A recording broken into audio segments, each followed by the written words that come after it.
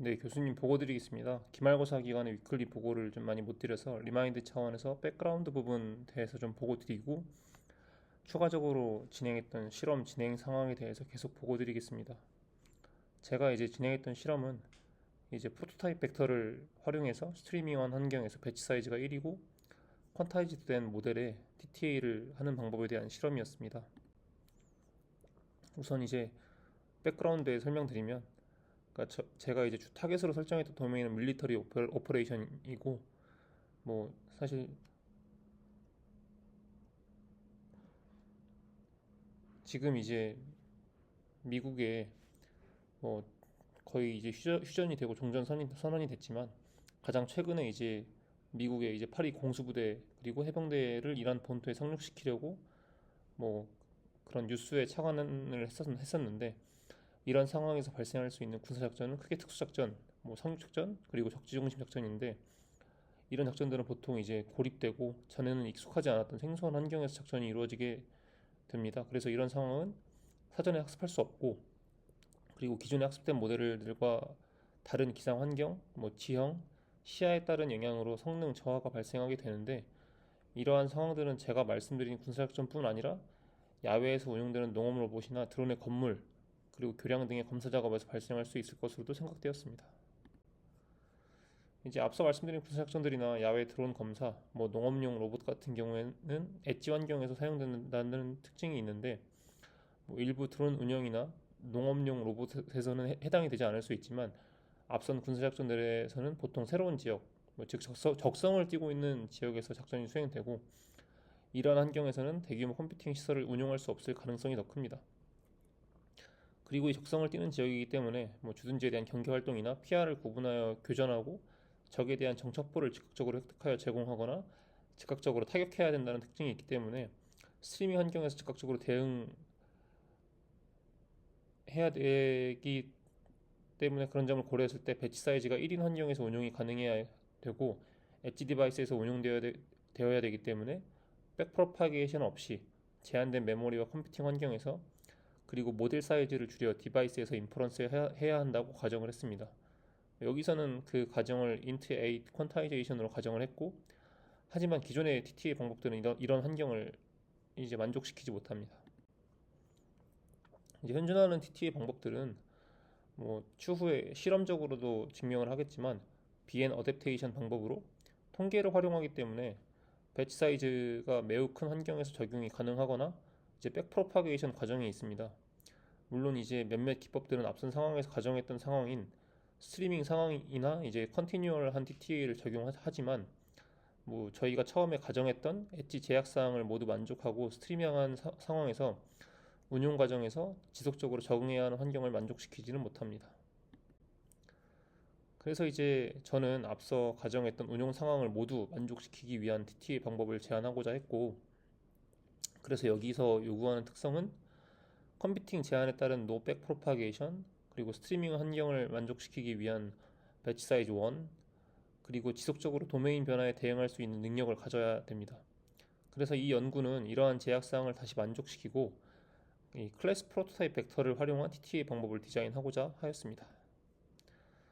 이제 지난번에 교수님이 조언해 주신 대로 뭐 이거는 지난번에서도 좀 보고를 드렸던 내용이긴 한데 타우와 EMA를 함께 최적화하기 위해서 베이시안 옵티마이제이션 기반의 옵티나를 적용을 했고 결과적으로 이제 리지넷 18과 모바일넷 V2 모두에서 풀 컨티뉴얼 성능이 크게 향상되었고 기존의 without threshold 방식뿐만 아니라 스태틱 프로토타입 베이스라인보다도 높은 성능을 확인할 수 있었습니다. 이제 특히 리지넷 18은 55.70에서 76.07로 모바일넷은 이제 26.6%에서 69. 거의 8%까지 어큐러시가 향상되는 것을 확인할 수 있었습니다. 이를 통해서 교수님께서 추천해 주신 대로 단순히 스레시홀드를 적용하는 것보다 타우와 EMA의 조합을 적절히 최적화해서 설정하는 것이 컨티뉴얼한 어댑테이션에서 매우 중요하다는 것을 확인할 수 있었습니다. 이제 해당 그래프는 뭐 2D와 3D에서 50번 정도의 이터레이션을 통해 타우와 EMA를 조절해 가면서 어큐러시를 찾는 옵티마이제이션 과정이 각각 2D, 3D 그래프이고 이제 별표로 표시된 부분이 어큐러시가 최적으로 나타내는 이제 베스트 값입니다. 이제 이 실험의 과정에서 최적의 타우와 EMA 값은 우측 아래에 표시되어 있고 이제 이 실험 결과를 봤을 때 타우와 EMA 모두 성능에 영향을 주지만 독립적으로 작용하기보다는 상호작용하면서 최적 영역을 형성하는 것을 확인할 수 있었습니다. 해당 그래프도 동일한 내용이고 백본만 이제 모바일 넷 V2로 다르게 설정해서 진행한 최적화 그래프입니다. 이제 여기서부터 좀 추가된 실험인데 지금 이제 리즈넷 18은 실험이 진행 중이고 모바일넷 V2 같은 경우에는 이제 실험을 다 완료를 했는데 사실 경향성은 거의 비슷한 것 같아서 같이 보고를 드리려고 합니다. 이제 지표상으로만 보면 스레시홀드 최적화를 사용해서 어느 정도 성능을 회복한 것으로 보이지만 이제 우측 모바일넷 V2 이제 EMA 풀 컨티뉴얼 표를 보시면 뒤에서 이제 2D, 3D 그래프를 보고 추가적인 해석을 보고 드리도록 하겠습니다. 이제 10 클래스에서는 상대적으로 낮은 스레시홀드와 높은 EMA 값이 선택되었는데 이는 좀 자주 업데이트하되 변화량은 작게 가져가는 방향으로 해석할 수 있었습니다. 반면 이제 100개 클래스에서는 높은 스레시홀드와 높은 EMA 값이 선택이 되었습니다. 즉, 최적화 과정보다 보수적인 어댑테이션 전략을 선택하는 경향을 보였고, 공격적인 업데이트가 오히려 성능 저하를 유발할 수 있음을 시사를 하고 있었습니다.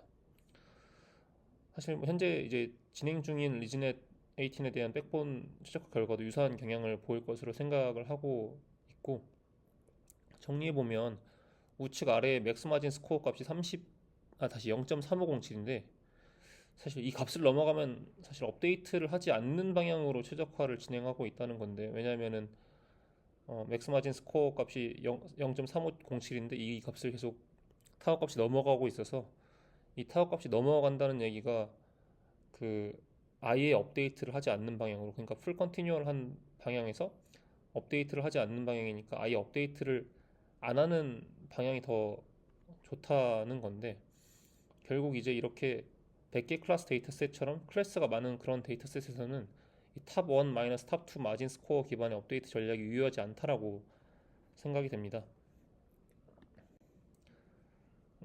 그래서 이제 100개 클래스에서는 제 방법론이 좀 큰 효과가 없는 것 같아서 10C 10 클래스에서만 진행을 했는데요.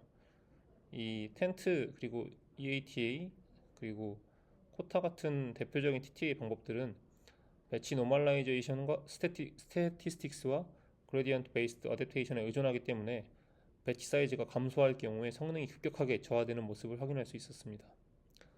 반면 제가 제안한 방법은 배치 사이즈 1 환경과 인트 8 모델을 가정한 상태에서도 안정적인 성능을 유지할 수 있었습니다.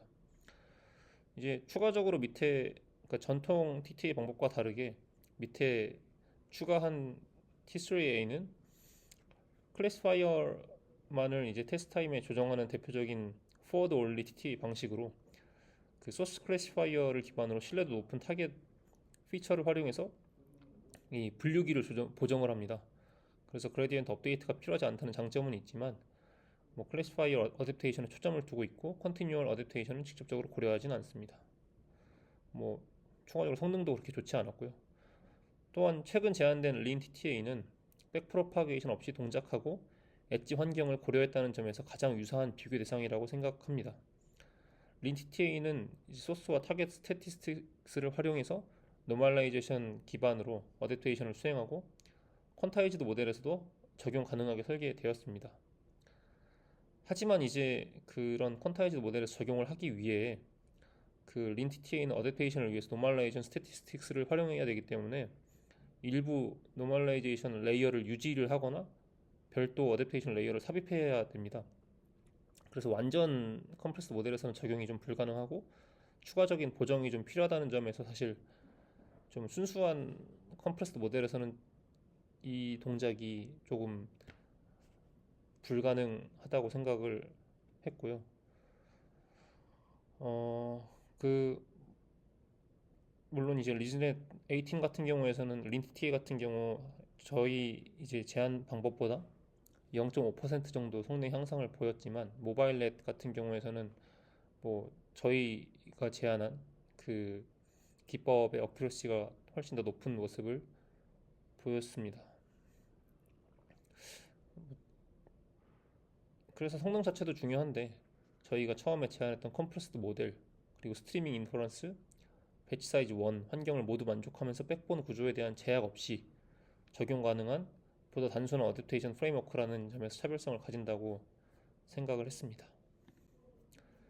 다음 단계에서는 앞서 설명드린 린 TTA랑 T3A 말고도 다른 엣지 환경을 고려한 추가적인 TTA 방법을 지금 추가를 해서 비교를 해볼 생각이고, 다음으로는 현재 컨브넥스트에 대한 동일한 최적화 실험을 진행을 하고 있는데, 이 컨브넥스트나 VIT 같은 경우에는 배치 노멀라이제이션 대신에 레이어 놈을 기반 구조로 사용하기 때문에 이제 BN 스태티스틱스 기반 TTA 방법들을 그대로 적용하기가 어렵습니다. 이제 반면 이제 저희가 제안하는 방법은 프로토타입 메모리만을 사용하기 때문에 백본 구조에 크게 의존하지 않다는 추가적인 또 장점이 있어서 이런 다른 컨브넥스트나 VIT에서도 유사한 성능을 보인다면 단순히 엣지 환경뿐 아니라 백본 어그너틱 TTA 프레임워크로 확장될 가능성이 있다고 생각을 합니다.